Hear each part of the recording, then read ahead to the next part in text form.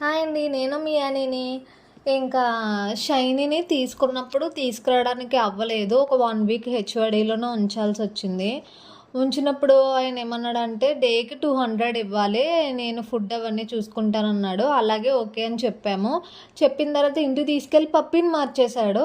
నేనేమో పప్పీని మార్చేశాడు అని చెప్పేసి అంటే, వాళ్ళేమో కాదు అని చెప్పేసి అన్నారు. తీరా ఎళ్లి చూస్తే పప్పీని నిజంగానే మార్చేశాడు.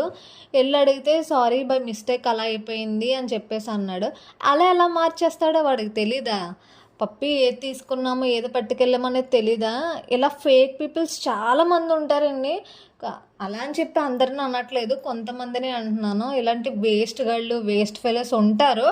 ఆడికి కొంచెం కూడా బాధ్యత లేదు. ఆడు పెట్‌ని మా దగ్గరికి పంపేటప్పుడు మెడిసిన్స్, ఫుడ్ పంపాడు. ఎలా వాడాలి అని అడిగితే, మీకు తెలుసు అన్నారు కదా, మీరు పెట్టుకోండి. నన్ను అడుగుతారేంటి? నాకు సంబంధం లేదు. నా దగ్గర ఉన్నంత సేపే నాకు ఏదన్నా. మీకు ఇచ్చాక నాకు ఏమీ సంబంధం లేదని చెప్పేసి ఇంకా వాడు కాల్ కట్ చేసేసాడు. చాలా కోపం వచ్చింది. మనం ఎంత ప్రేమగా తీసుకుంటామో అవతలోడు కూడా అంతే ప్రేమగా మనకు చెప్పాలి. వాళ్ళు చెప్పరు. వాళ్ళకి మనీ మైండ్ సెట్‌తోనే ఉంటారు. చాలామంది అలానే ఉంటారు. Like, share, subscribe.